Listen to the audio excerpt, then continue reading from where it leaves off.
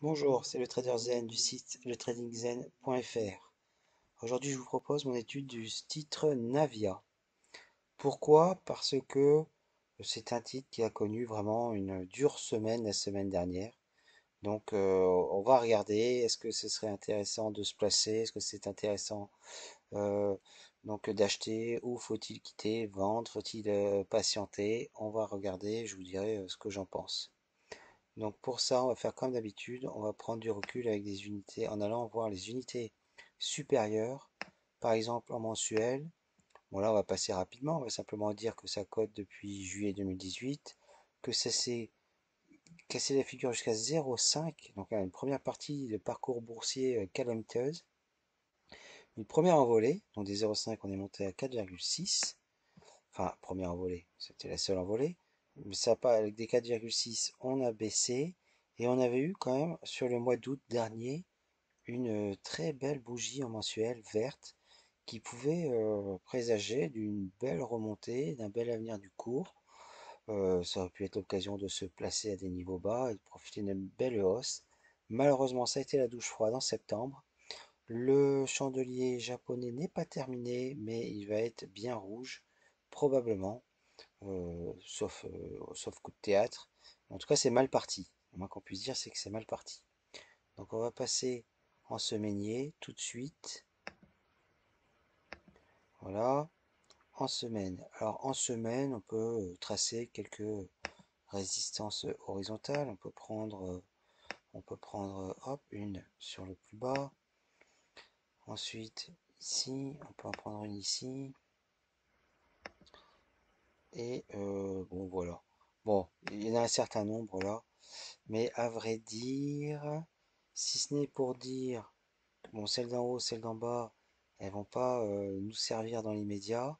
Celle qui est ici, au centre, euh, oui, on peut dire que celle-ci, elle a influencé, puisqu'on voit que le cours est resté dessous, finalement a réussi à passer, le cours est revenu jouer avec, s'est envolé.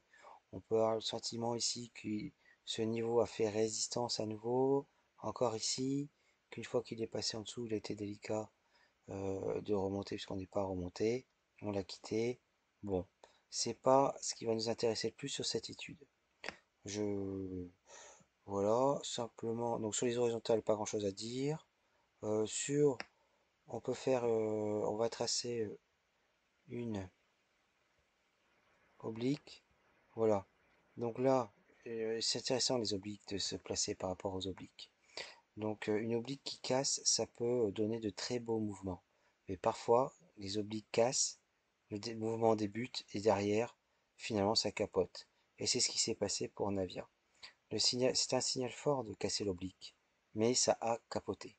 Ça a capoté et on a même, on a clôturé la bougie de la semaine dernière sous l'oblique. Et ça, c'est vraiment, vraiment, vraiment pas bon. Donc, d'un point de vue droite, c'est c'est pas bon, quoi.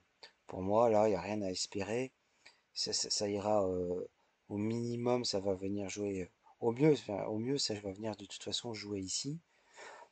Éventuellement faire une sorte de double bottom, pourquoi pas? Ça, c'est le meilleur scénario.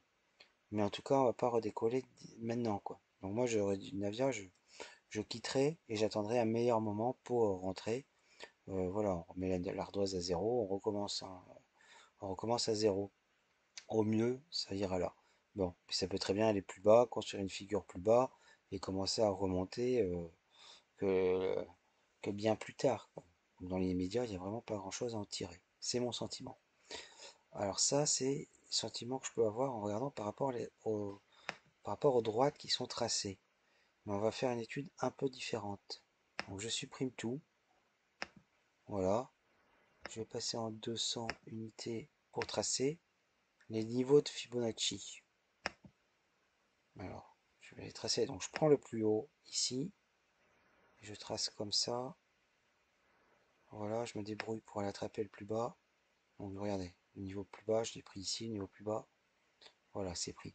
Je le prends comme ça pour ne pas être embêté là, avec les étiquettes. Et je passe en 100 unités. Voilà, on a tout ce qui nous intéresse. J'ai supprimé les droites, comme ça ne pollue pas le dessin qui est déjà assez chargé et coloré. Alors, donc de notre plus haut, hop, on retrace. On retrace ici. Le niveau à 61,8, lui, résiste sur cette bougie. On va dessous, hop, on repasse dessus. Il n'aura pas tenu longtemps. La bougie d'après transperce le niveau des 61,8. Par contre, vous voyez que le niveau à 50%, ici, là, a remarquablement... Enfin, c'est précis, c'est bien le 50% de Fibonacci qui a repoussé les cours. Donc 50% a bien fait son rôle de résistance, de support, pardon. Donc on est remonté, on est remonté, on est remonté assez haut. Et finalement, hop, on est redescendu et on est revenu ici. On a clôturé au niveau des 50. On les a pas passés. Donc là, les 50 ont encore fait support, mais ils n'ont pas résisté longtemps. Voilà, bougie suivante, on clôture. On casse les 50% de Fibonacci. On descend, et là, niveau 38,2, c'est là, 38,2, là aussi c'est précis. Le niveau 38,2 a repoussé les cours. Donc les 50, ça a été un échec, une tentative. Les 38,2, nouvelle tentative. On repasse au-dessus des 50. On reste au-dessus des 50 quelques temps. On passe sous les 50. Les 50 passent de support ici à résistance. Donc on reste sous les 50. On revient tester le 38,2. On rebondit sur le 38,2. On va chercher les 50. On redescend. On passe sous les 38,2 mais on clôture quand même au-dessus. Et puis bah non, la pression baissière est trop forte. On casse à nouveau. Et on vient ici, on va pas au 23,6. On descend ici. On voit que bon, qu'est-ce qui a résisté là? Ah, je vais quand même la tracer, je peux pas empêcher de tracer cette horizontale. Hop, celle-ci, niveau plus bas. C'était une horizontale remarquable, vous pouvez la repérer, c'est elle qui a résisté. Bon, voilà, c'est ce qui a résisté. On voit ce qui a résisté, c'est bon pour l'avenir. Bon.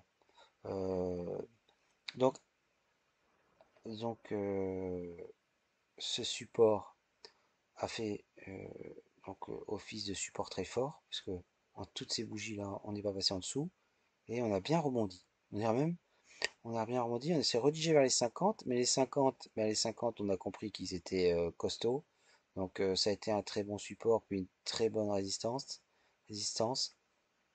et bah c'est dans la mémoire du cours, donc les 50 ont résisté. Et donc la semaine dernière, on a ouvert sur les 50, et on s'est écroulé, on a cassé les 38,2 sans discuter, et là, donc c'est un signal pareil, donc très très fort. Qu'est-ce qui reste en dessous? Cette résistance ici à 1,70, mais là, on peut penser qu'on va quand même aller attaquer les 23,6, et là, on n'est plus dans du retracement, quoi. On est vraiment sur du retournement. Si les 23,6 cèdent, si les 23,6 cèdent, bah, on va évoluer là, tout est possible, hein. Tout est possible. Ça peut descendre à 0,5. Ça, c'est le scénario le plus négatif. Est-ce qu'on va s'écrouler complètement? Premier scénario. Deuxième scénario. Alors, selon moi, on n'ira pas s'écrouler directement. Même si c'est très mauvais signe pour moyen et long terme. Il y aura quand même un minima, certainement, un rebond par ici. Mais je suis à peu près sûr qu'on va y aller. Donc par ici, voilà, hop là, mince. Je l'ai bougé, bon tant pis, c'est plus besoin de toute façon. Ça devait être comme ça, voilà. Ok, voilà, ici peut-être un rebond, peut-être un rebond. Euh, hop, on va la marquer par des segments. Tac, peut-être. Ça c'est le scénario optimiste. Et après on repart. Mais on repart. On s'inscrit, on peut rentrer là. On repart, mais on se prépare à quitter à n'importe quel moment, quoi. On peut quitter à 38,2, on peut quitter à 50. Euh, et puis ça n'empêchera pas d'aller là plus tard, quoi. Mais on peut éventuellement laisser venir. Voilà. Donc, mais pour l'instant, il n'y a vraiment aucune raison de penser qu'on va aller très très haut. Non. On peut jouer un rebond, mais on peut jouer un rebond comme on peut jouer un rebond sur beaucoup de titres. Pourquoi celui-là en particulier, à moins que la figure soit vraiment propre, avec une belle divergence haussière, mais selon moi, quand on regarde le RSI, on n'est pas forcément parti pour, hein. Donc je pense que le 23,6 vont se faire attaquer. Et si 7, c'est dangereux. Peut-être rebond, mais rebond jusqu'où? Il n'y a pas grand-chose à gagner selon moi par rapport à ce qu'il y a à perdre. Voilà, n'hésitez pas à liker, à commenter, à vous abonner si ça vous plaît ces analyses. Je vous souhaite une bonne soirée, à bientôt.